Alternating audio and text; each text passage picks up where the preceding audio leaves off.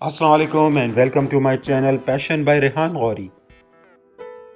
जी viewers, तो शादियों का सीज़न अभी भी कराची में जारी है और लोग खूब मज़े मज़े के खाने इंजॉय कर रहे हैं। आप कहीं लंच रिसेप्शन पर इनवाइटेड हों या कहीं डिनर पर, इतने मज़ेदार खाने देखकर तो मुंह में पानी आ ही जाता है। लेकिन खुदारा उतना ही खाना निकालें जितना आप आसानी से खा सकते हों और प्लेट में खाना छोड़कर खाना ज़ाया ना करें।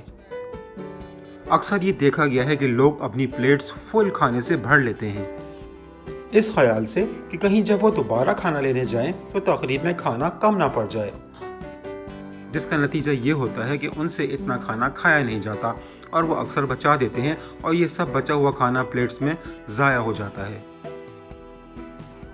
माशाल्लाह से इस साल मेरा शादी की काफ़ी तकरीबात में जाने का इत्तेफाक हुआ और मैंने हर जगह यही देखा कि लोग बिला तकल्लुफ़ भर भर कर प्लेट्स खाना निकालते हैं और फिर खाया तो जाता ही नहीं, सब छोड़ देते हैं।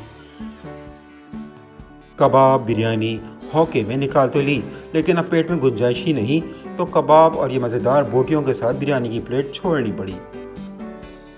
और ये क्या, किस चीज़ से आइसक्रीम भी नहीं खाई गई जो अब प्लेट में मेल्ट हो रही है।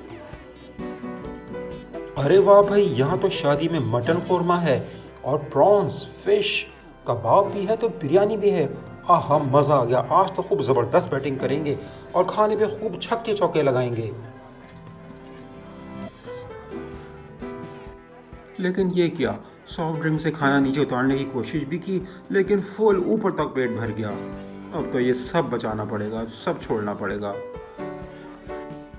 वेल एनीवेज वीवर्स, जब मैंने इस सिलसिले में हॉल की इंतज़ामिया और वेटर्स वगैरह से मालूम किया कि आप लोग इस बचे हुए खाने का क्या करते हैं, तो उन्होंने बताया कि इसमें से अक्सर तो ज़ाया हो जाता है और जो कुछ बेहतर हालत में होता है उसे हम अलग कर लेते हैं।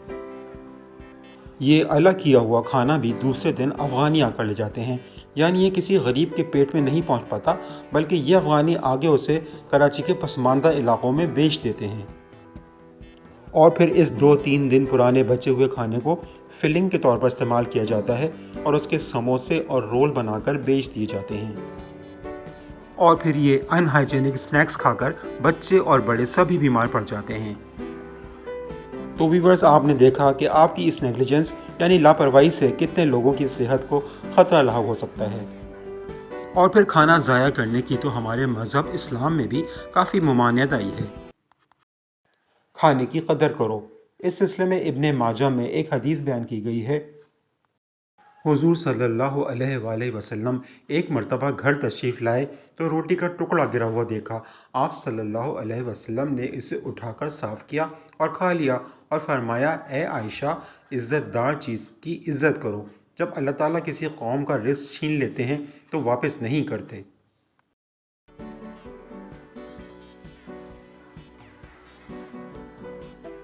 किसी भी तकरीब में जब आप शिरकत करते हैं तो कुछ और अहम बातों का ख्याल रखना भी बहुत ज़रूरी है। किसी भी किस्म की आतिशबाज़ी से हमेशा इज्तनाब बरतना चाहिए, क्योंकि तकरीब में मौजूद अक्सर मेहमानों के कपड़े सिल्क के होते हैं। इसके अलावा सीलिंग पर लगी हुई ड्रेपरी में भी सैटन क्लॉथ यूज़ होता है और ये दोनों मटीरियल तेज़ी से आग पकड़ लेते हैं। तो इन सब फजूलियात से हमेशा बचने की कोशिश करें और किसी भी मुमकिन हादसे से महफूज रहें। जी वीवर्स, तो अगर आपको मेरा ये व्लॉग पसंद आया हो तो उसे आगे फॉरवर्ड ज़रूर कीजिएगा ताकि दूसरे लोग भी इन बातों का ख्याल रख सकें। यहाँ मैं शादी हॉल ओनर्स से भी ये कहना चाहूँगा कि एंट्रेंस डोर के साथ साथ हॉल में एक इमरजेंसी एग्ज़िट भी ज़रूर रखें। अपनी गाड़ी भी शादी हॉल के बाहर ज़रा देखभाल कर पार्क करें।